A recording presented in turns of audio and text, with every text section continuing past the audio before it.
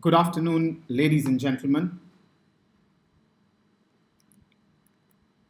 My name is Akash Agarwal, and I'm the Regional Director at EC Council. Before I start, I want to thank the organizers of this impressive, elegant, and a super famous Arab Security Conference, um, and its chief patron, Dr. Baha, and my dear friend Ahmed, and all the staff at Arab Security Consultants. Thank you very much for having me here and an opportunity to address all of you.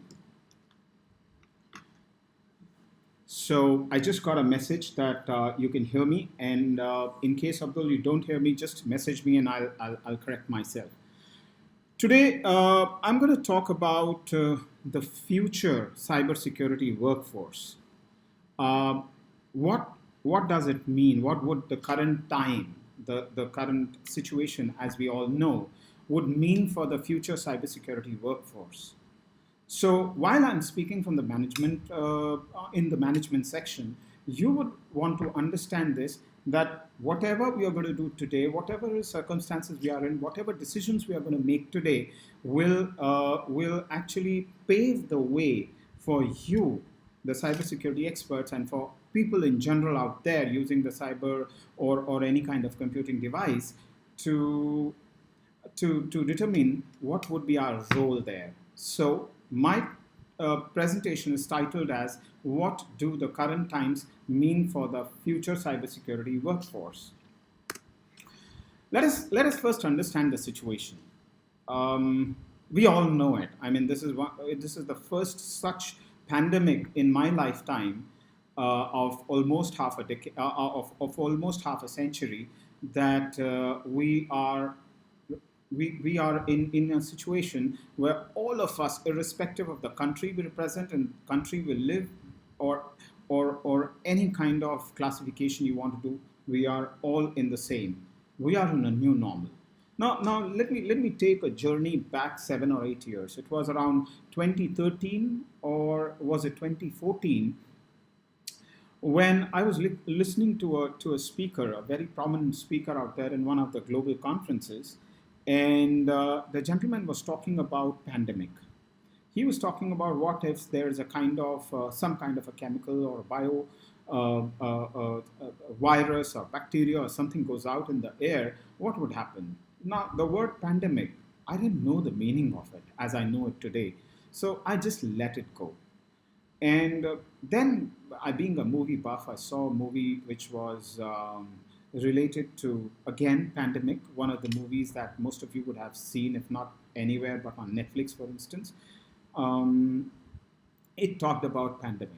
It also talked about the adverse effect, and this was around 4 years ago. I saw that, maybe around 2017 or 2016, possibly. I again thought, well, this is a movie. It doesn't happen in the real life. And then it was early March or maybe late February. I was traveling overseas, and I got on a plane. I saw one, two, three people wearing masks, and we just started hearing about this kind of virus which is out there. And again, I was like, okay, fair enough. I'll also buy. So at the airport, I bought a few masks.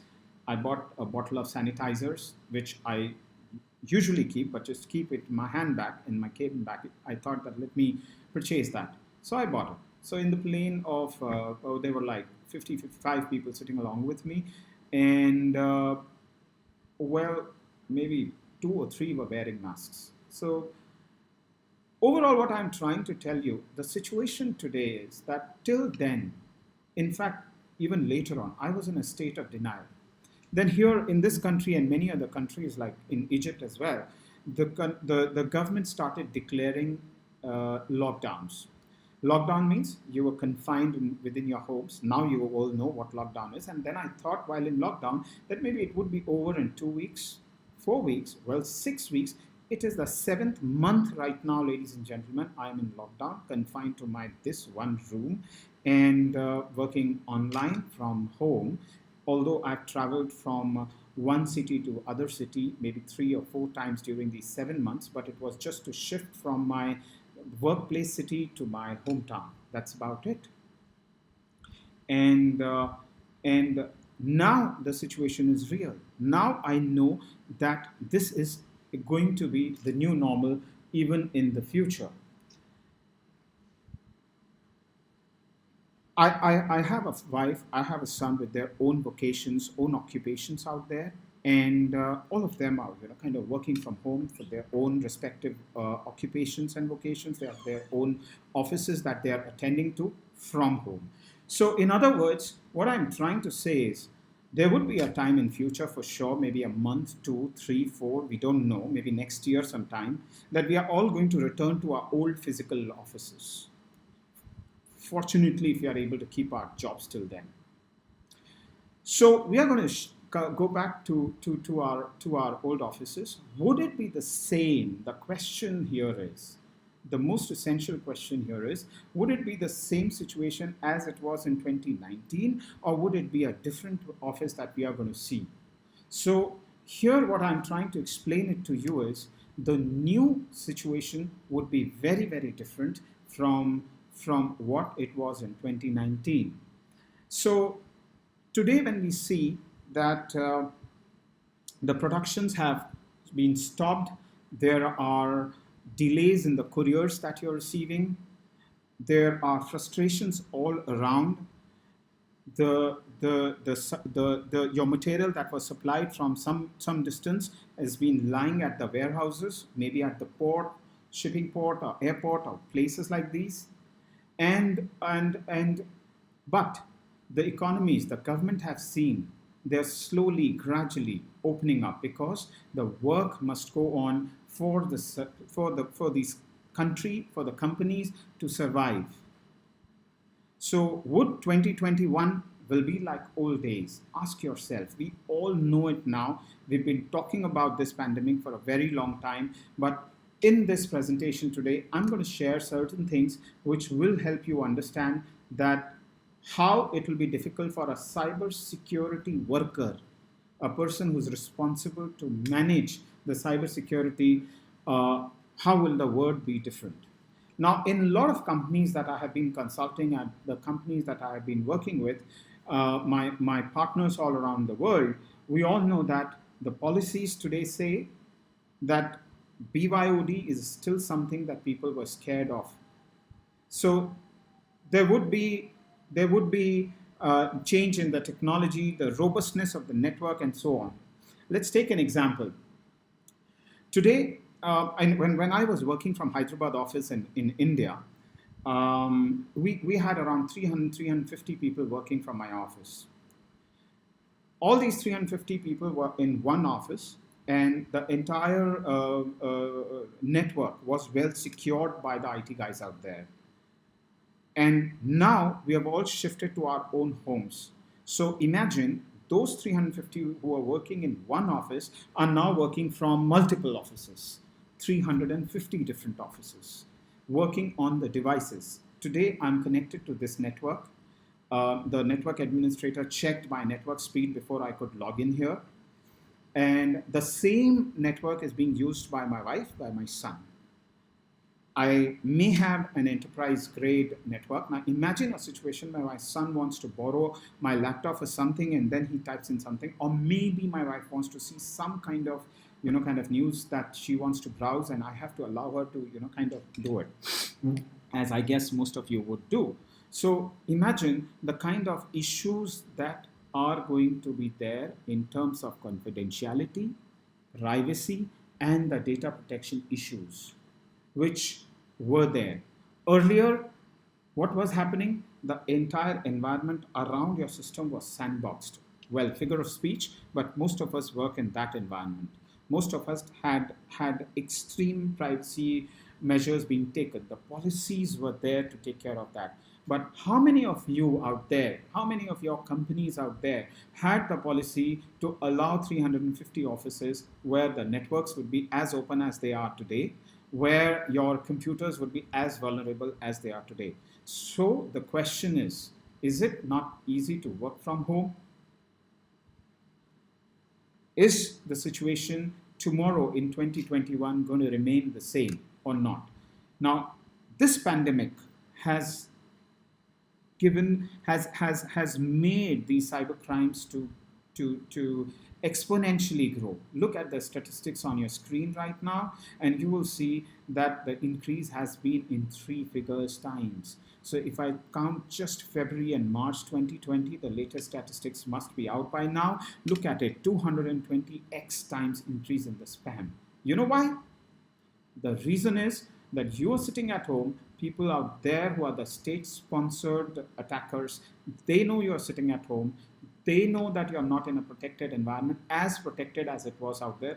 Well, some of you might argue we would be using some of our private network that our organization has given, which is enterprise grade, etc. But believe me, ladies and gentlemen, that network is not secure enough that as compared to what you were using out there.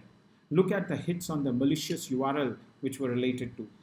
I am personally monitoring a lot of phishing attacks being happening around the world. I have contacted hundreds of such organizations who are currently dealing with innumerable phishing attacks that they're having, and not just phishing, smishing, wishing, and a combination of all those things. So the real danger is here. I'll again ask you this question. Are we going to go in 2021 and we will find the same thing as we had out there in 2019? Think about that.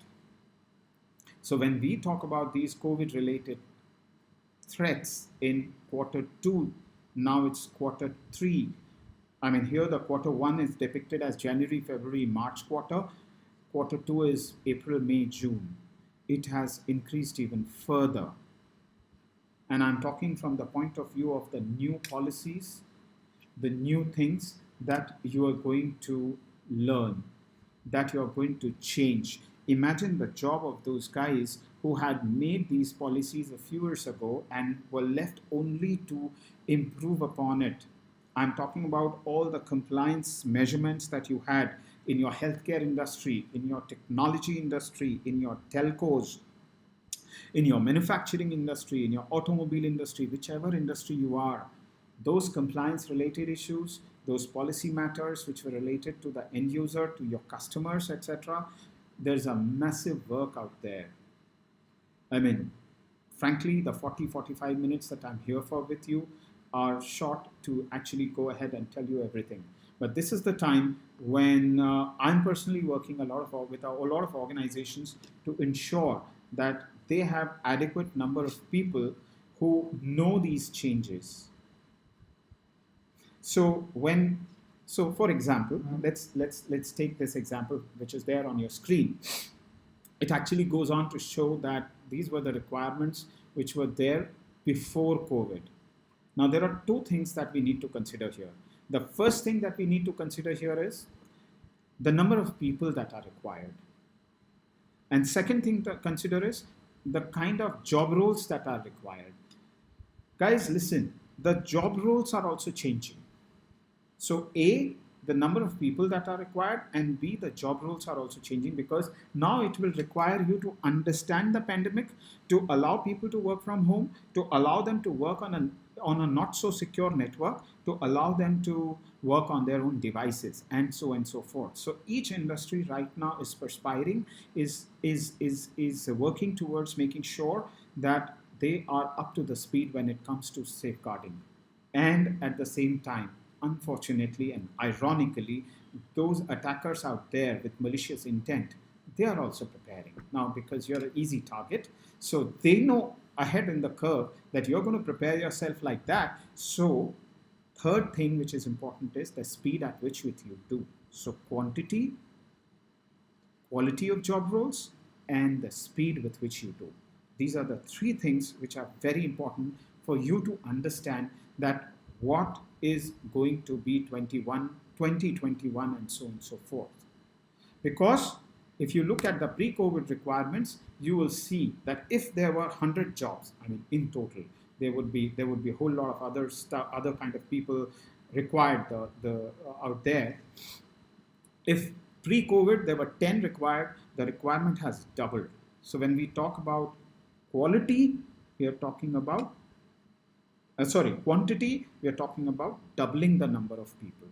Where are you going to find it? Today, if you look at your production had gone down. Remember my first slide?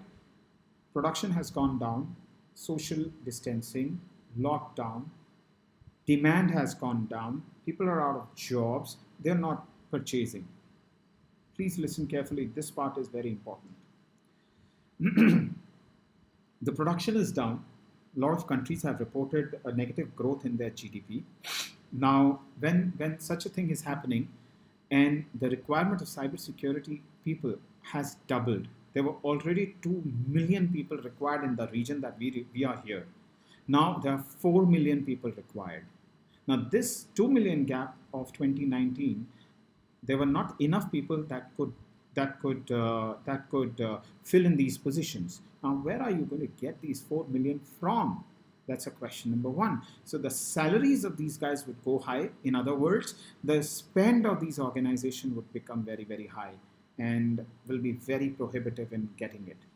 All these is being noticed by those malicious guys. That's one. Second, I was talking about the change in the job role, because the policies are going to get modified in a substantial way now. And third, when can you do this? How fast do you need it? You need it pretty fast. You can't do it. You can't do it.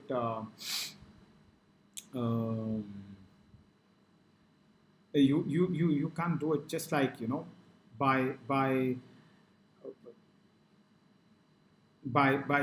just with the same kind of people that you have right now. So these three things. Now that's the first thing. Now secondly, when we see that the technology is going up, the number of devices that people are using are high. In front of me there are 3 or 4 screens right now. So imagine the number of devices each person is using. So the level of cybersecurity awareness has to go up. Earlier, when you're working in the offices, your IT guy, your security guy, your CISO was preventing you, protecting you. Now, in a lot of terms, you're your own CISO. You have to be aware about security. So there are 7 billion computing devices out there in the world, assuming empirically that each person carries one. So everyone has to be aware about the security. Think about it. Now, 2 tasks that are in front of you, the kind of jobs, and everyone has to be security aware about it. So are we prepared for this? Because there are more attacks that are going to be coming in the coming years. Earlier, you had a problem with your laptop, something was not working, your internet was not working, or something went wrong. All you needed to do was to do one thing. Pick up your call or pick up your phone, or maybe log into your portal and just report an issue, log into issue, and within certain amount of turnaround time, your IT guy would come and resolve it for you. Now that poor IT guy has to, kind of call everyone, and moreover when there are more attacks out there. Are we prepared for the security awareness for all the users who are using their computing device and also their families? Remember I told you about this? That what if my family wants to, watch Netflix, etc. Now, if I were to free the bandwidth for this video call today, I might have to ask my other family members to stop viewing Netflix, to stop other stuff that they might be doing for this 1 hour, because I'm going to be using this bandwidth guzzling software on a video call with you guys so that there's an uninterrupted flow here.